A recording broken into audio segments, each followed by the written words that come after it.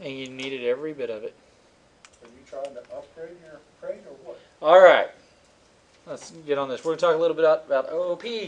That's what y'all really wanted to get out of this class, right? Object classes and encapsulation. We're going to talk about UML. We're going to talk about your first OOP class. We're going to talk about the difference between private and public access. We're going to talk about a driver class, reference variables and instantiation, which we've already talked a little bit about instantiation. Calling a method, calling an object. We're going to talk about this reference. We're going to talk about default values, variable persistence, OOPs, again, UML. Local variables, return type, what the void return type means, an empty return statement, argument passing, specialized methods, whether it's assessor, mutator, or Boolean, and you want to know what an assessor and a mutator is, right? Darn, I forgot to look today. Okay, what is OOP? Well, it used to be called OOP. Used to what we call procedural programming was the step-by-step or sequential type programming. Okay, that was your basic, that your Pascal, your Fortran, your COBOL, procedural languages. Okay, because they were looking at the procedures and how it was to run. Procedural programming, looking at procedures. Makes sense, right? Okay. You would develop your program as to what is the goal of your program and how it was going to function is how you would write it. Well, then we got the OOP in, or the idea of OOP, where you're, instead of thinking about the procedures, you're thinking about your steps in your problem. How are you going to get this step or fix this step, and where are you getting the information to put in this step? It's just a different way of thinking. Okay, comes out to be the same solution. An object is basically the current state of the object plus a set of behaviors and how it identifies with related data. Pretty simple. Object entities, human entities, would be employers, customers, students. Pretty simple, right? Physical objects, mathematical entities. Remember, if you can class it or group it, it is the type of entity. That's what we're talking about. Those are objects. A computer is an object, right? A desk is an object. A chair is an object. How would you classify those? Office furniture. Office furniture. Pens, pencils, erasers. Office supplies. They're all objects. So you're talking about a specific object rather than the whole program or a step in a procedure. Does that make sense? You're applying all the functionality to that specific object. So you're going to talk about traffic flow simulation. Data is going to equal what? What would our data be?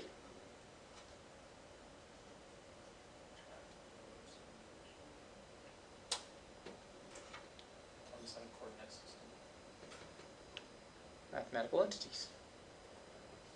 What about a behavior? Physical objects. It could be a human, right? Think of behavior as going to be some sort of, has to have an interaction, right? What are the benefits of OOP? They're more understandable because you're talking in terms of an object. It's easier for someone to understand what you're talking about. If I'm talking about a computer, it's easier for someone to physically identify a computer rather than it is a for loop. Does that make sense?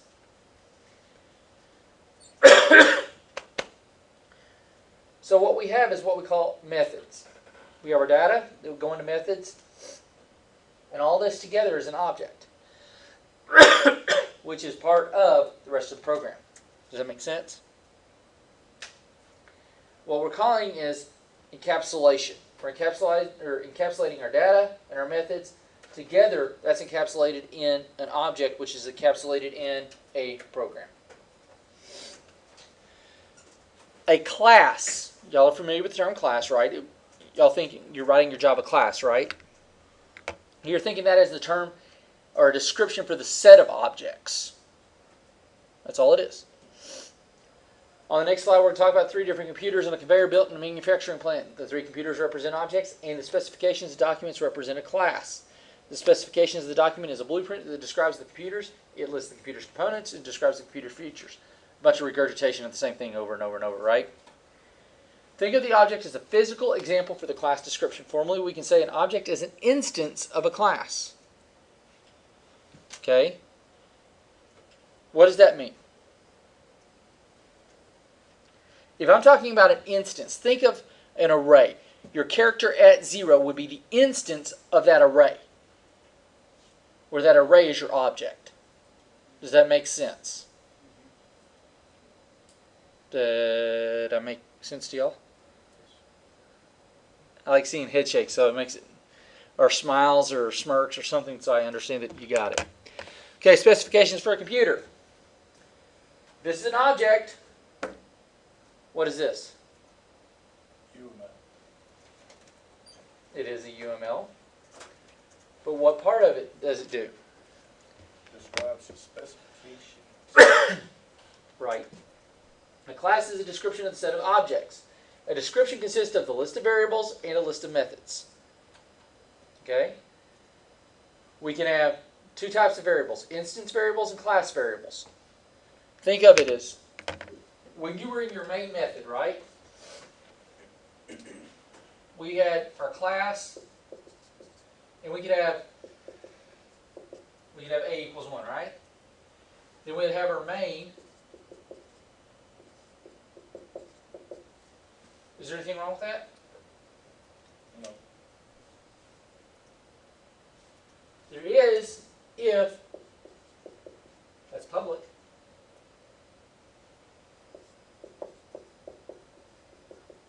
If it's private, they're two separate entities.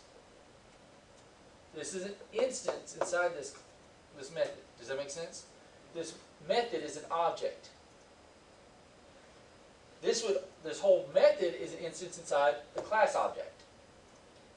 Kind of see where it's going? Y'all okay? All right. Class's instance variables specify a type of data that you can store. For example, if you have a class for computer objects, and computer class contains a hard disk size instance variable, then each computer stores that. If I have 300 computers, if I put a loop of 300 instances of computer, each one of those are going to start it. Okay. Think of this instance right here as being a two-dimensional array. Where this is a row, right here would be a column inside that for the hard disk size for this computer name. Okay? You're just building an array. That's all it is. Instance methods specify the behavior that it can do. In the computer, if it has print specifications, can it do something? A method allows you to do something. As to where a variable stores information. Does that make sense? Note that the use of term in instance and method and variable is specific to that instance only and not the whole thing. As we get into the program here, you'll see it in just a second. All right. Class mouse. Our variables. Our age, our weight, and our percent. We have set percent growth, grow, and display. Y'all with me? These are our methods. So every time we call mouse, it's going to run all this. Each one of these are going to be a method that's outside of this class. It's calling this method to run. Does that make sense? You kind of understand how it is. So for every time we call mouse, this data is going to get stored into these methods.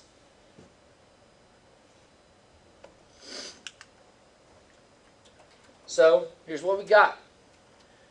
We have our public class mouse. We have a private age, weight, and percent growth rate, right? Go with me?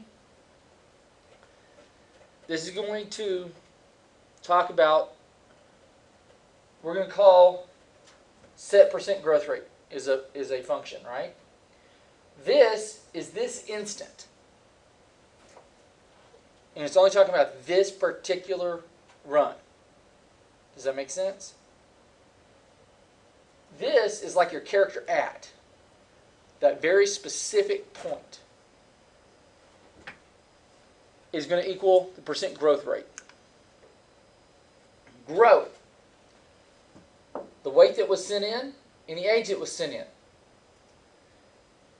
is going to equal that plus whatever the previous weight was, right? Right? Okay, understand that? Then we're going to talk about this method prints out the age and display. That's your function grow, your function display. You're going to print F. Why? Why are we doing a print F? We're formatting in a certain way. Age equals %D. Weight is going to be %.3F with a new line. And we're going to say this age and this weight. Y'all understand? So, when we come up here, why do we have these as private?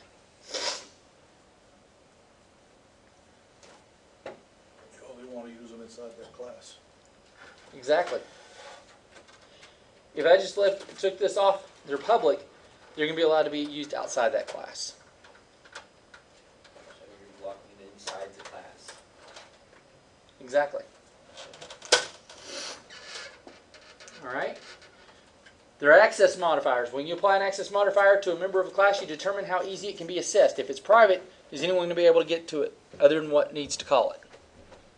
No. If you declare a member to be private, the member can only access from that member's class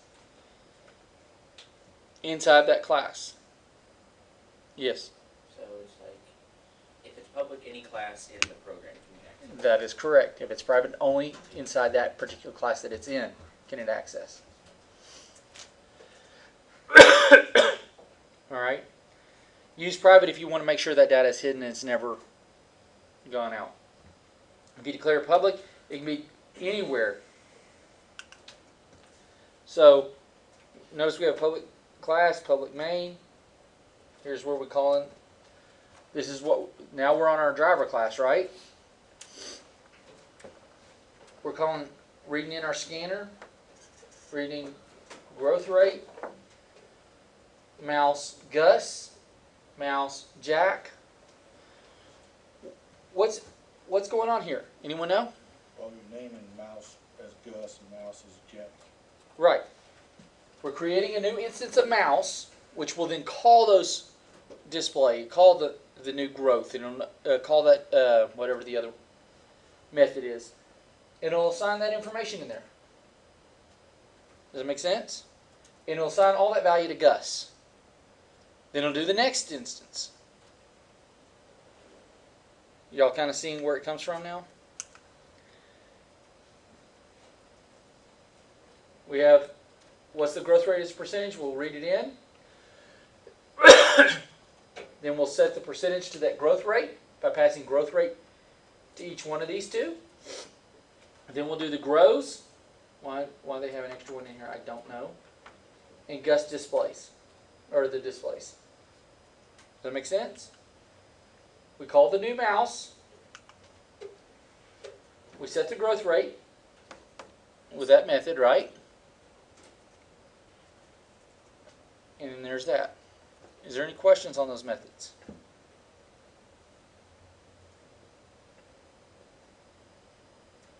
Have I confused you?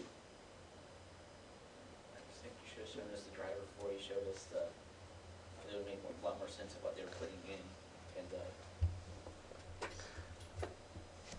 I didn't design these. Okay? You're declaring mouse and Gus. I'm calling mouse Gus. Does that make sense? Gus is now a new mouse, so I instantiate it. But if I want to initialize it, mouse Gus equals new mouse, which is going to be the easiest way. Just like you do with every other variable. Mouse is a type.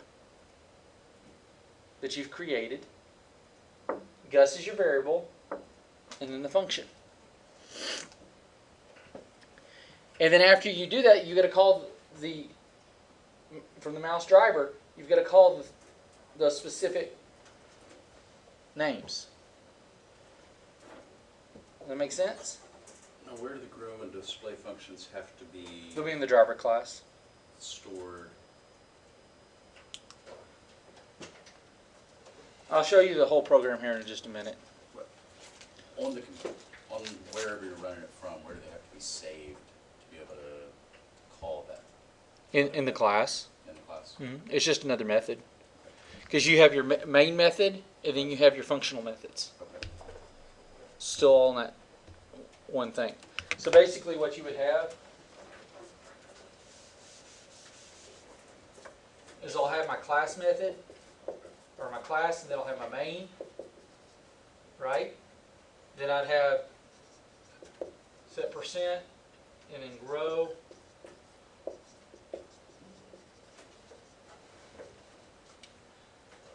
But actually what you'd want is all these up here because you've already defined them at that point.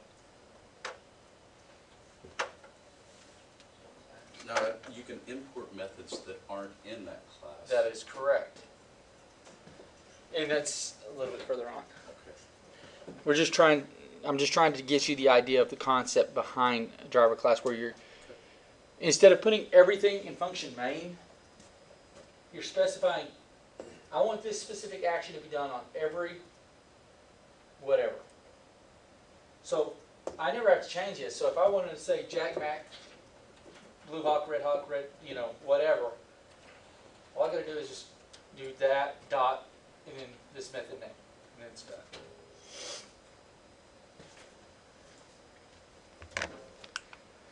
All right.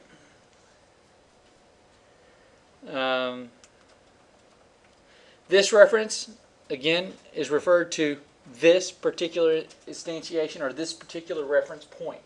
So this weight is going to equal that. So whatever weight, the original weight that was sent in, then it's going to get this formula added to it, and that'll assign this weight to be that. Does that make sense? So that the weight from the original method that you originally got on your input will be different than this. Plus one? Plus equal to whatever 100 times that growth weight times the weight, whatever. My weight's 90 or growth rate is 10 and this is 100. I don't know what the number would equal. You'll add that amount into the weight. So if I said that's 100, that would be 1 times 10, so I'd add 10 pounds to the weight. Does that make sense? So inside of when I'm looking at this reference of weight, it'll be 110 compared to the weight that I actually read in. Because that's how much he would have grown. All right?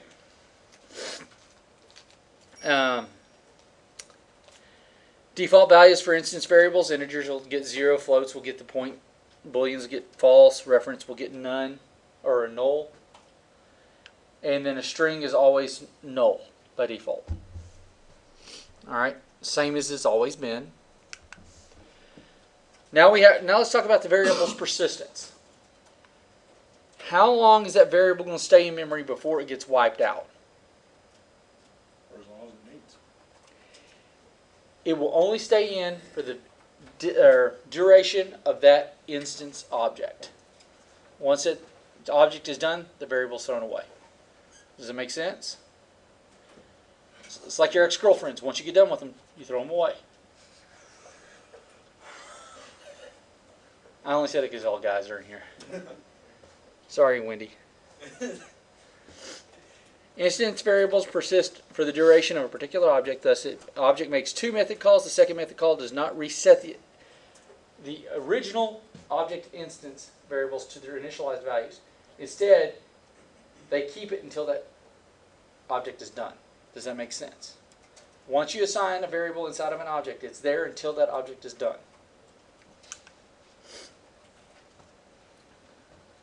So here you go. You have your mouse driver, and then you have your mouse. This is your .java file right here. You have your main, your scanner, Mickey Mouse 2, days ints, you set all that. It gets passed back over to here to do everything that's in Mouse 2. Make sense? What is the local variable?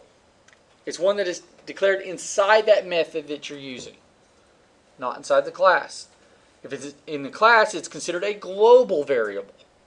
That's why if you put private in front of it, it's a global variable. It can go anywhere, right? Private means it's really local to that class, but still any method inside that class can use it. If you put it inside the method, only that method can use it. You remember the old magician trick where they would have box on top of a box on top of a box? Right? That biggest box accumulates everything, right? That would be a public variable, can be used throughout everything, right? Because everything can fit into that. Now if I remove that and make it private, only what was inside that class then can be, correct? So if I remove that, now I'm down at my method, and any variable inside that method can only be in that method, cannot come back out to that class. Does that make sense?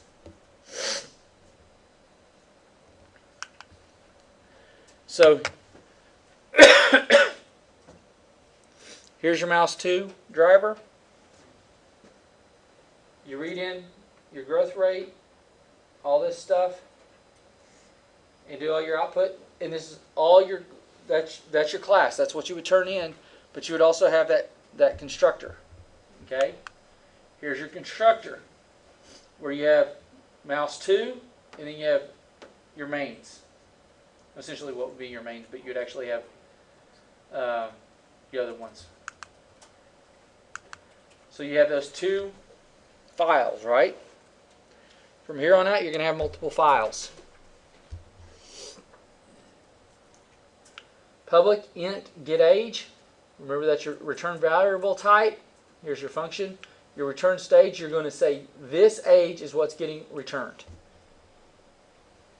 If I'm returning it, what do I have to have? Return. So if I'm going to do a printf, I can come in here and say I'm going to print out the method right here. I'm going to call this method, so it's going to run this method and return that value, and that's what's going to get put right here in age. Does that make sense? All I'm doing is make one line now for everything. You can call a method inside of a print statement. It's got to run that method to get the variable information to pass back. Same thing with weight. But if you can do that, you have to have return inside that function. All right? Same thing inside of grow. You can put, it does not return a value. It just assigns a value, right? If it's not returning a value, you must say void. That means I'm not returning anything to you. I'm just gathering information. If you're going to return something, you have to make sure you have the return statement in there. If it returns something that's empty, it's going to be return : Pretty simple, right? Are y'all with me? If you return something, you have to say return what and what variable you're returning. If you're not returning anything, it's just you leave void in the header. And then if you're just going to return a null or a blank, you just hit return : Okay?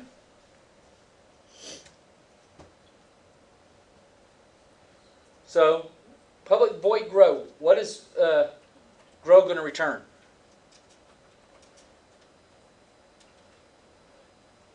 Nothing. Because this word right there. If that word wasn't there, what would it return? Nothing, you would have an error. Oh, there's a return. Not Blank. Blank. Okay? What about this one? Again, nothing. It's not returning anything. The default value for a local variable is garbage until you assign something to it. All right? What's wrong with this program?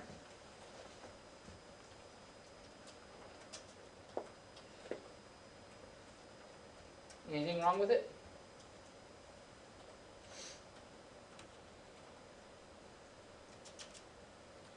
I was looking for gonna return it's not gonna return anything, but it's saying age days, but previously you're looking at weight, right? It's saying it's getting past days. Okay? Where's I initialized? No, it's not. Default value is 0. No, it's garbage. Because you're a local variable. There's nothing assigned to it until it's initialized. You declared it as an integer,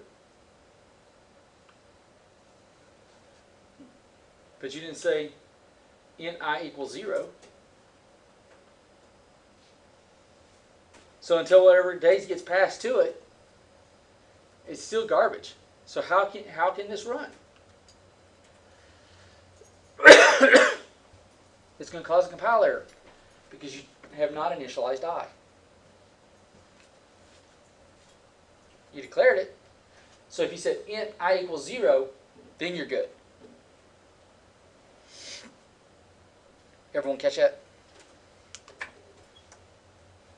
Delton, you okay? Local variables persist only for the duration of that loop. Next time it's executed, the loop variable changes, resets to its initial value. What is the output for this?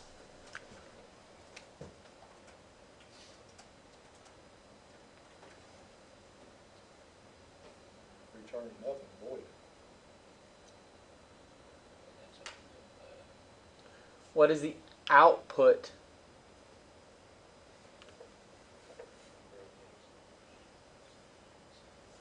365 days, age. Well, we got to come in here and look at it. 365 days, right? Plus whatever this age is. If age is 0, which is 365 days, you're going to add the weight for the percent growth weight, and you take off those days until you get down to 0. Okay, so that'll tell you how much you've grown over the year.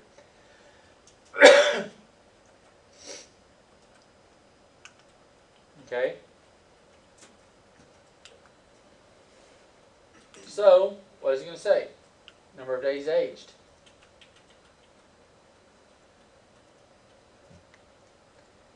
Number of days aged is what? 365, right?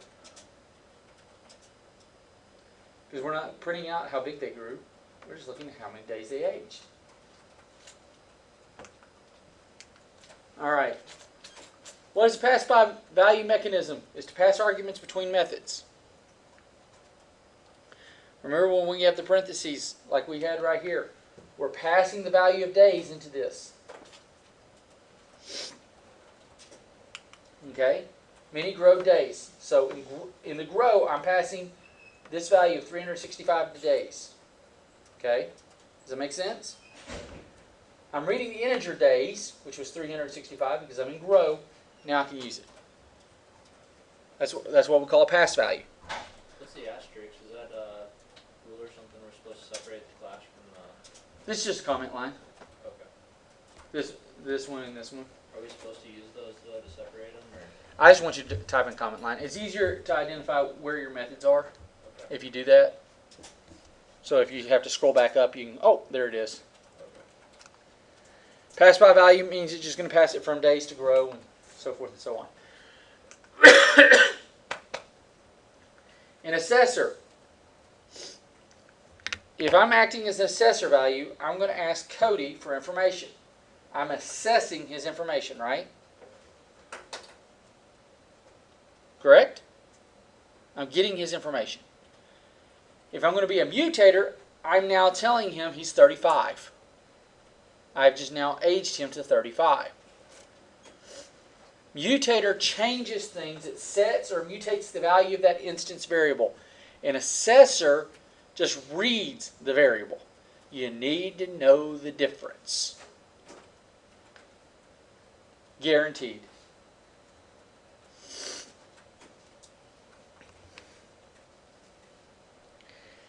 And here's the example. If I say public int get age, return this age, what type of instance variable am I talking about? Or what type of method? Assessor. Why? Because I'm getting the information, right? I'm returning it. What if I said, here's your hint. If you have return, you're assessing.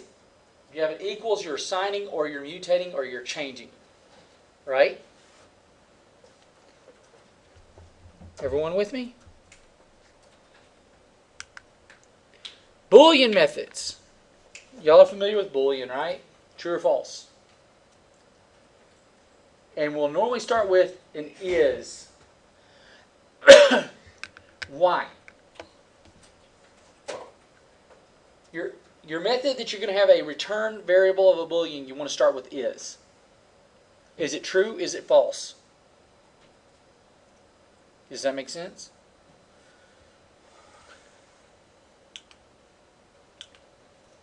Which of the following is a data item in class?